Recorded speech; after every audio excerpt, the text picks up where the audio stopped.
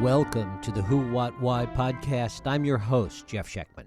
Given the speed at which the world moves today and how easy it is to break things, the ability to see around corners is perhaps the greatest gift. And it's always fascinating how some people are so good at it. For example, in 1934, T.S. Eliot gave us a peek into today when he wrote, "Endless invention, endless experiment brings us knowledge of motion, but not stillness, knowledge of speech, but not of silence. All our knowledge brings us nearer to our ignorance. Where is the life we have lost in living," he wrote in The Rock. "Where is the wisdom we have lost in knowledge, and where is the knowledge we have lost in information?" It's a pretty good description of where we are today from 86 years ago. My guest today, Martin Gurri, is also a seer. A former CIA analyst of global media, back in 2014 he published a book entitled The Revolt of the Public, which accurately and presciently defines exactly where we are today. I think it's safe to say that if everyone had read Martin's book back in 2014, the U.S. might be a very different place at the beginning of the third decade of the 21st century. Today, Martin Gurri is a geopolitical analyst and a student of new media and information. His blog, The Fifth Wave, should be a regular stop for all of us. And his book, The Revolt of the Public, has recently been republished. It is my pleasure to welcome Martin Gurri to the Who, What, Why podcast. Martin, thanks so much for joining us. Well, thank you, Jeff.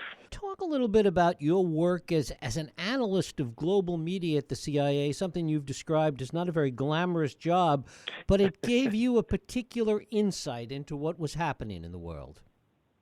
Correct. It was, as I always say, only half-jokingly, alas, probably the least glamorous job inside CIA. Turned out to be the most far-seeing perch to understand the structural changes that were about to hit the world. Basically, I was there when the early part of the late 20th century, where you had a very industrial, very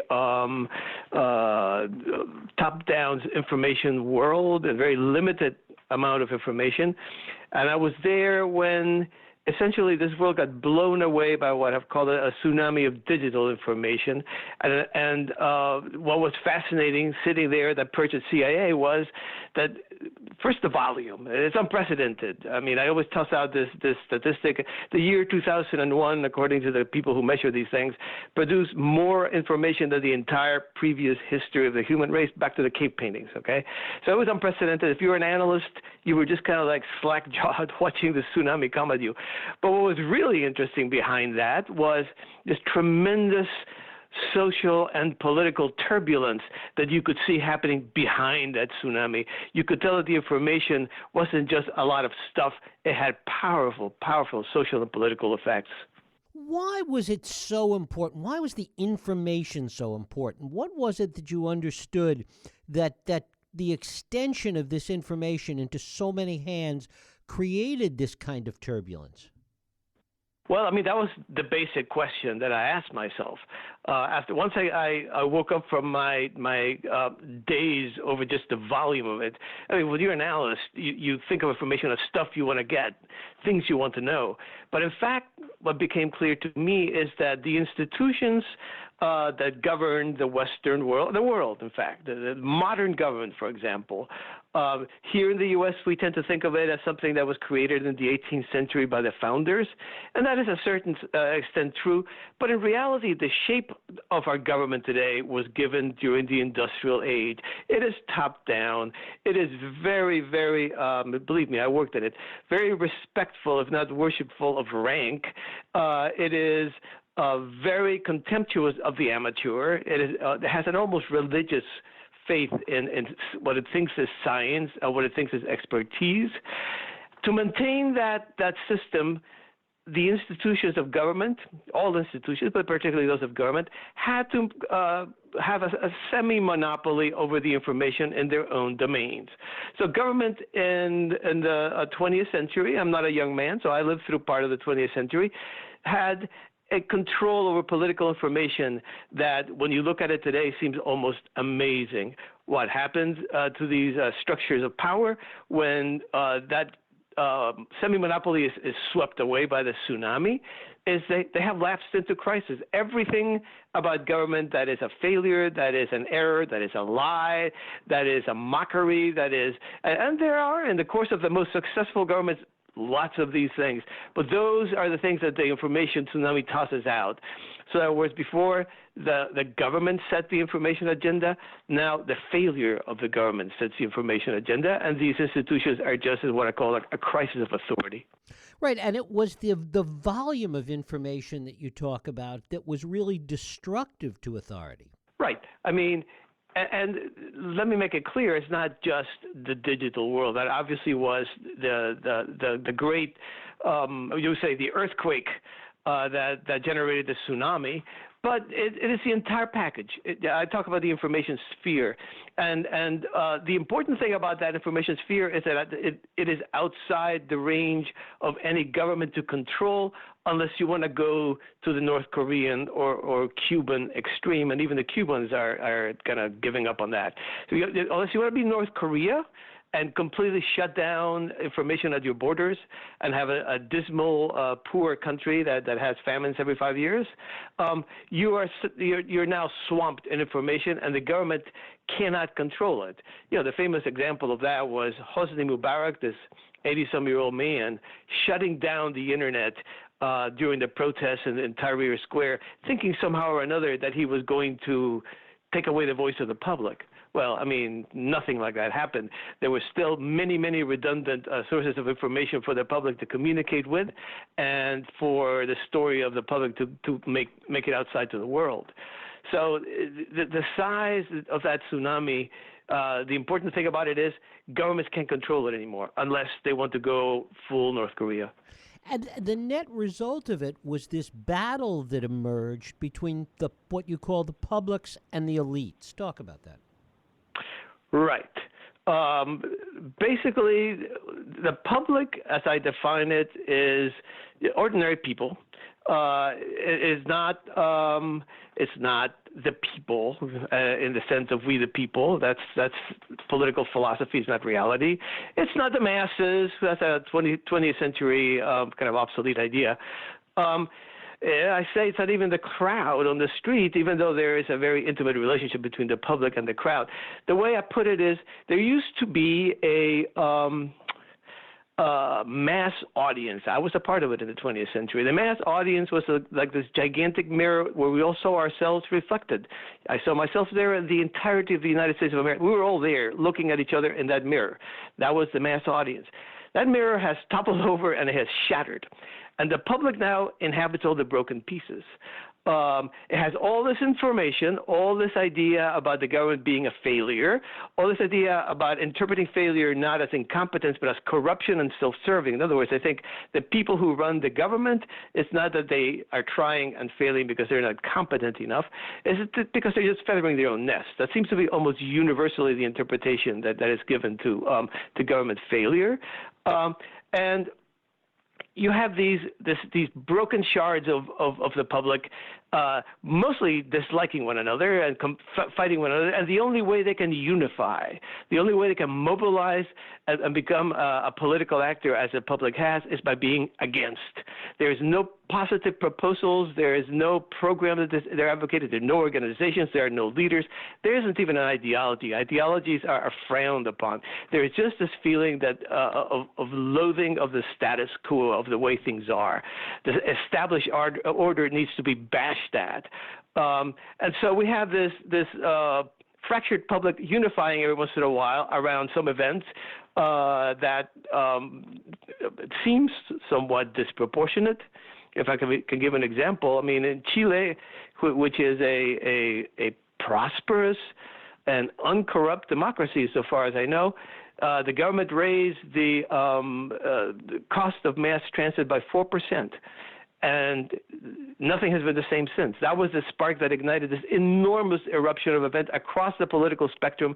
The people on the street burning buses. I mean, so there is a sense of what I call negation in the public. They just stand against the forms of modern government, which is they believe rightfully are very distant and undemocratic, very hierarchical, and maybe some more debatably that are the source of misery and inequality and certain other things. And how did the tribalism that we see today emerge from this kind of almost nihilistic attitude?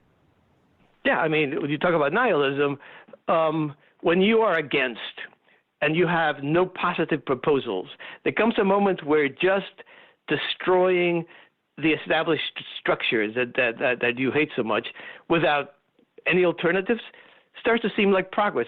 Just destruction for its own sake, to me, is nihilism. Tribalism is a word. I don't use it much. We're fractured. We're very fractured. And when you're fractured, you tend to act like the people in your little slice of the mirror, right? So if you're a Tea Party person, you kind of communicate, and you have now, as you would not have had 50 years ago, the means of communication, WhatsApp or a Meetup, where you can all get together either virtually or really and get to know each other and get to be more like each other. And so I guess that's a form of tribalism. You can say the same thing with like feminists. Or there are these fractured pieces of the public that unify only in their loathing of the established order that become more and more themselves. Now, everybody says there is an element in the algorithms of social media that pushes that process, and there's probably some element of truth in that. But I think it would happen either way. One of the things that it does is it breaks down any kind of trust, either in society or trust in any of the institutions of society. Well, that's where it all begins, right? I mean, it basically, I always say back in the JFK, John F. Kennedy era, trust in government hovered between 70 and 80%. And John F. Kennedy, for those who don't know history, had this big disaster called the Bay of Pigs that happened. He acknowledged that it was a disaster, and his popularity went up. Okay, and trust in government went up. Now today, trust in government hovers between 20 and 30%. And whereas John F. Kennedy, by virtue of being president, had the trust of the public, today anybody who gets elected president immediately is distrusted by huge numbers, majorities, I would think. That was true of Obama, and it's true of Trump. Is there a role for leaders, be they grassroots leaders or charismatic leaders, in this kind of fractured environment? Well, there is, in presidential politics, I don't know if there's a role, but certainly there is a function. The only source of cohesion right now, we have these bands, these war bands of the public, fighting each other. You talk about the Republican Party and the Democratic Party and the Independents. I mean, that in a sense is gone with the wind.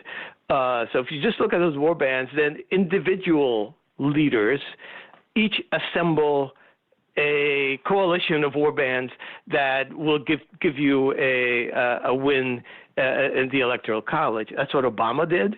It was non-transferable. It was him. He lost pretty severely at every midterm, and he couldn't transfer his coalition to Hillary Clinton. Same thing happened with Trump. No way Trump is passing his coalition to Pence. It's a personal thing. He also lost somewhat in the midterms. So now, if you're asking more normatively, are there leaders that could bring us together? I mean, I keep waiting for that. I think part of the distrust that occurs is that old industrial mindset in which essentially politics was looked at almost a mathematical way. There were problems that had to be solved, and I, as a politician, I'm offering this solution for it.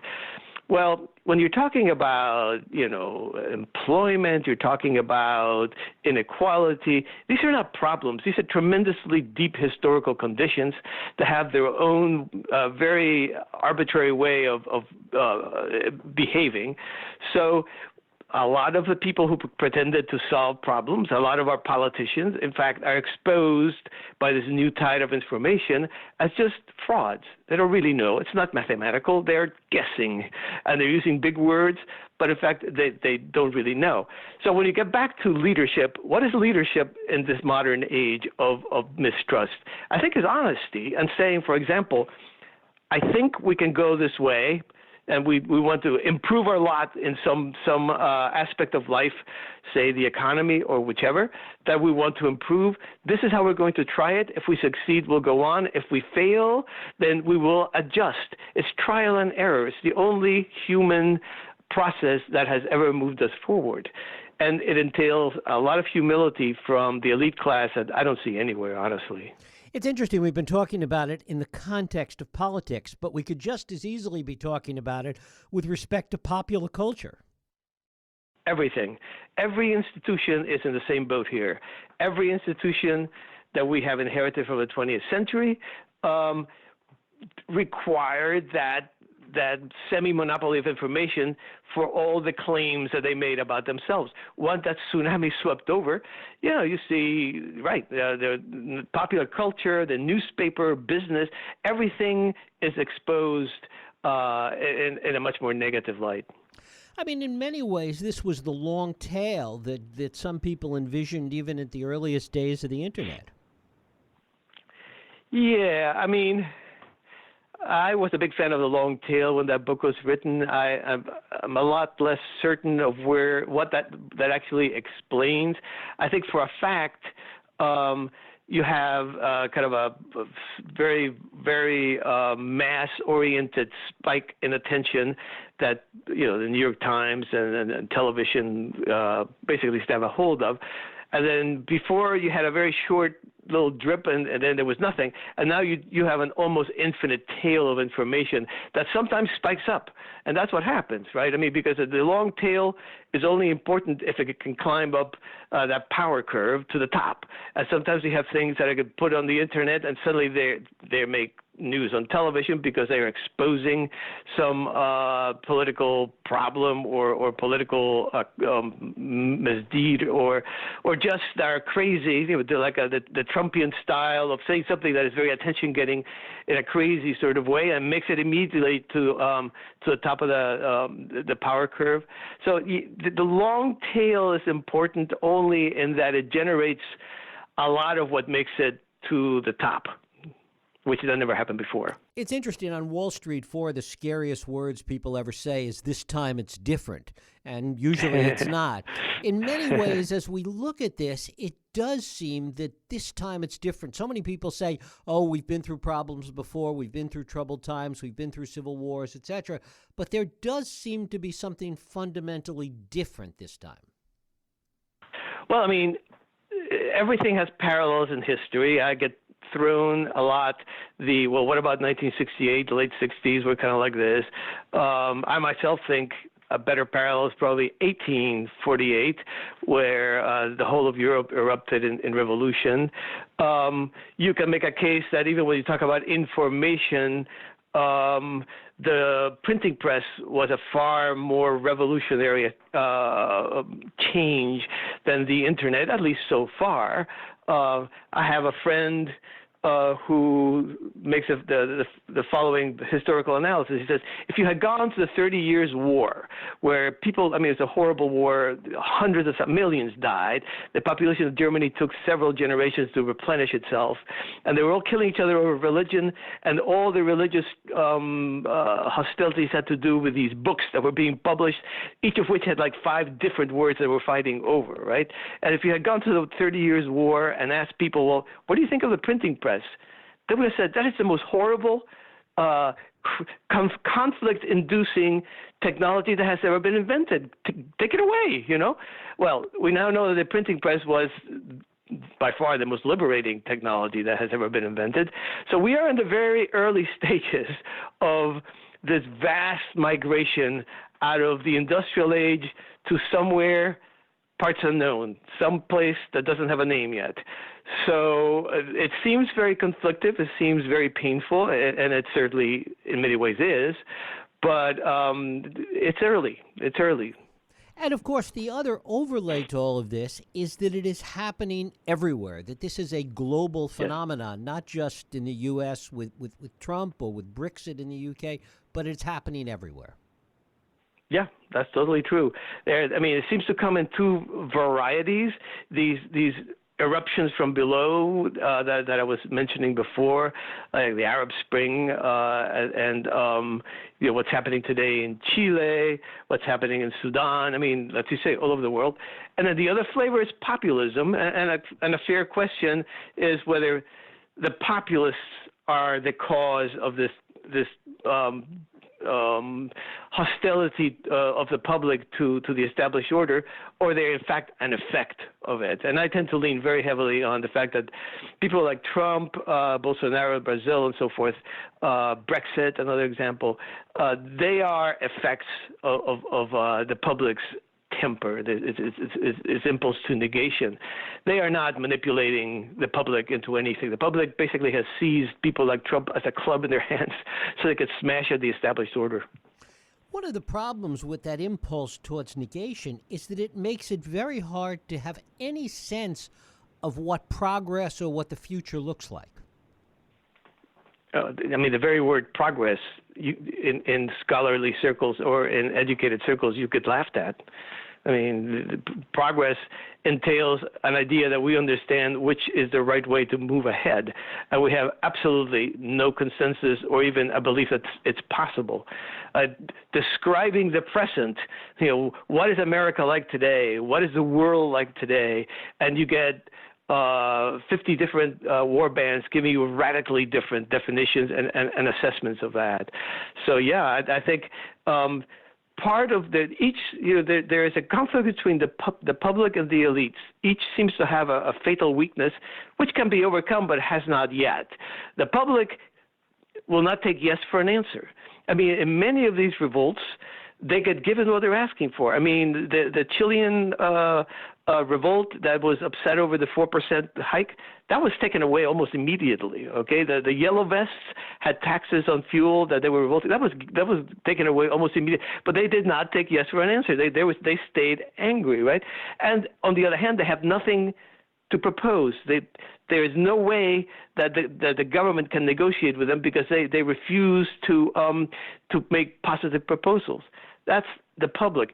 The elites, their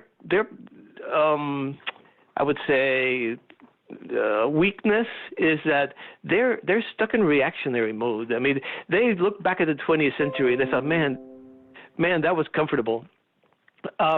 And they want to go back. They want to go back to the 20th century. So if you are an authoritarian, say, you start creating an intranet. You got to build a wall around your internet so you can control it. If you're in a democratic country like ours, then you start thinking about, well, how can I tax, fine, and regulate all the big platforms into just basically acting like old newspapers and mediating information in a sense that I find comfortable with. So right now, the two contending parts are very far apart and not particularly productive in their behavior. Where does economics have a place in all of this? All of this is happening in a world that is arguably awash in money, awash in pretty decent economic times. Talk a little bit about that. Yeah, that's a really good question, actually, because when you are like me and you research these uprisings, these revolts, a lot of what you have to get past, in my opinion, is the elites putting their spin on what's happening. And trying to get to the voices of the people who are actually in the street, which is kind of hard. But if you look at what the elites are saying, a lot of it is economics. The elites are convinced that economics is 90% of politics. And they talk about economic inequality, they talk about globalization, they talk about neoliberalism. And sometimes there's some truth to that. I think the yellow vests are probably people who are not particularly affluent, but I mean, compared to, somebody, the average person in Bolivia, they are massively affluent, massively educated. They all have cars, they all have laptops, they all have cell phones, they all have high school, at least, diplomas. So I think the economics plays a part in the elite interpretation of the revolt of the public. I am way less sure when you look at what the people themselves say. They're angry at the elites for very different reasons. They're angry because the elites are too distant. They're too far away. It's supposed to be a democracy, and they're too distant. And there's some truth to that. I mean, ask yourself, how many layers are there between you and the President of the United States? Hundreds. So it doesn't feel very democratic when you do that. And when you interact with the government, you get some functionary who tells you, this is what you have to do, and it doesn't feel like they're your servant. They feel like they're your boss, all right? So I think that is more a factor than the economics. You look at where the revolts have happened. They have happened in poor countries, but they have happened in very affluent countries. To go back to Chile has had 30 years of economic growth. It has gone from being a kind of poorish country to being a middle-class country and the most affluent country in Latin America. During that time, that is the period that the street rebels in Chile are angry about, and all that time was democratic. So the negation has a number of elements to it. I don't pretend to understand them all. That's part of what makes my job as a researcher fun. Is there's depths there that we don't understand. But for a fact, no question, economics are a piece of it, but I don't think they're a particularly important one. How much is the psychological fear of change? I mean, certainly with all of the change that's taking place, the speed of change, all the things that we've been talking about, it creates a certain amount of fear and unease in people. And psychologists would argue that a lot of that fear is what's translated into so much of this random anger. That might be, except a lot of the people who seem to take to the streets are young people. So for them, it's not necessarily change, just as the way the world is, right? But that actually, you touch on something that I think is, again, we're talking about the depths underneath the reasons for all that negation. And I speculatively, I can't prove it because this is a hard thing to prove, but I want to research it more. I would say there's an existential element to it. I think when your structures that give meaning to your life, like your church, like your community, like your family, well, they're all kind of being blown out and warped and changed and some of them non-existent. You turn to politics for that. You turn to politics for existential meaning. When you look at the Yellow Vests, it was pretty clear to me that they just refuse to give up. They're slowly petering out, but they refuse to stop. And when you look at what they're doing, you have the feeling that these were people who felt like, I'm nobody. And suddenly there was something. Everybody was paying attention to them. The cameras were there looking at them. Everybody was looking up their YouTube videos. So there's that existential meaning that people try to extract from politics in a very utopian way. I am, of course, one who believes that you're not going to get that from politics. That's not what politics is about. So part of the anger is fed by the fact that I'm asking for the government to give meaning to my life. And, I mean, how is that going to happen? Talk a little about the elites and how they're reacting to this and how the decisions they make as this continues to play out can have a pretty profound effect on what happens next. Yeah. The elites, I mean, I always say you have to sort of look at the reality of the case, the reality of contemporary life. You can't run a modern society without some sort of hierarchies, and therefore you're going to need elites to run those hierarchies. So we're going to need elites. I mean, to be honest, the pyramid can be flatter, and I think it's going to have to be in the future, but you're going to have some kind of pyramid. And I think their reaction to what has happened has been universal, and you see it in the media, you see it in politics, you see it almost everywhere. It's this, no, that you're not allowed to speak. You are not one. What is your authority? You have no expertise. I'm scientific. I'm rational. You are crazy. You live in a bubble. You're somebody who's talking, that shouldn't be allowed to talk. I have gone to conferences. Oh my gosh, I have gone to conferences that have driven me crazy. I mean, they talked about 5 different things, and then they complain about the public being in an information bubble, right? So I'm listening to this conference with a couple of thousand people in it and thinking, the bubble is right here. The elite bubble is far tinier than any that the public puts itself in. So essentially, if it is true that we need elites, and it is true that our current elite class seems stuck in reactionary mode, I think we're going to need new elites. And that can be had without violence, I think.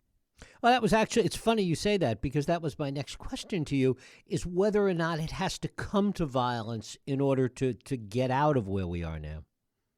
No. I mean, there's a Spanish philosopher called Jose Ortega y Gasset. I actually cribbed his title, The Revolt of the Masses, for my title. And he provides a very interesting sort of structure for how he thinks elites and publics interact. He says, in a sense, there is a mutual sense of mutual selection. In other words, people are elites because, well, we elect them. We look at them on television, we buy their movies, we buy their products, and all of that is the public selecting their elites. We tend to separate a lot of what I've been talking about, the fact that these people are very reactionary, and we tend to focus on, well, are they pro-immigration, are they anti-immigration, and all the hot buttons that make the war bands jump up and down.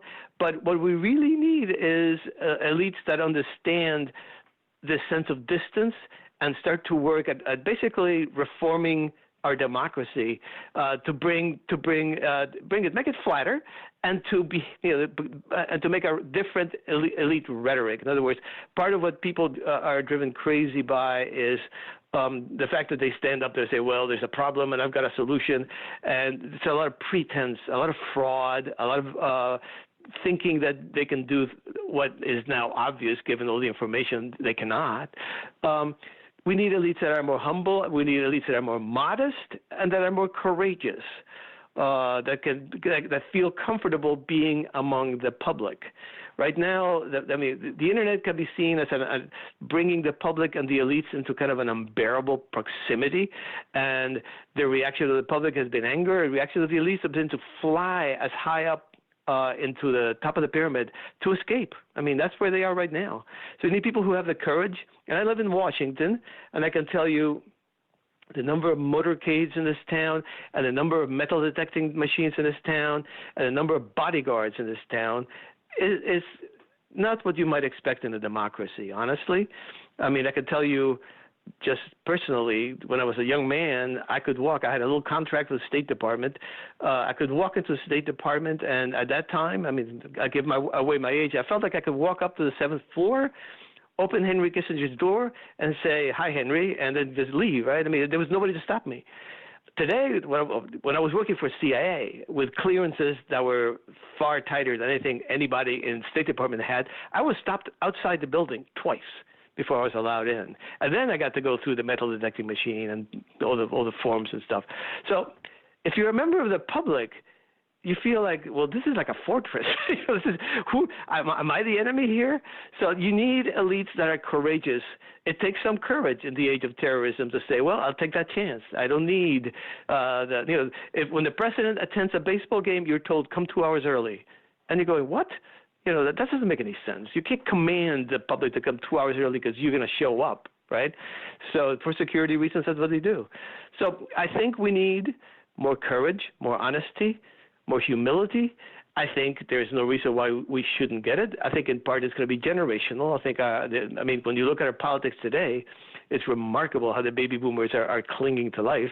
I am one, and I've never been much of a fan of my generation, but you got to give us credit for longevity But I mean, that by the next presidential election, I'll be amazed. Probably no baby boomer will be there.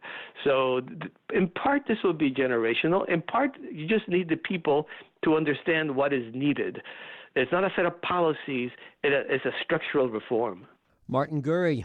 He's the author of The Revolt of the Public and the Crisis of Authority in the New Millennium, his blog, The Fifth Wave. Martin, thanks so much for spending time with us here on the Who, What, Why podcast. Hey, Jeff, it's been fun. Thank you. And thank you for listening and for joining us here on Radio Who, What, Why. I hope you join us next week for another Radio Who, What, Why podcast. I'm Jeff Sheckman. If you like this podcast, please feel free to share and help others find it by rating and reviewing it on iTunes. You can also support this podcast and all the work we do by going to whowhatwhy.org/donate.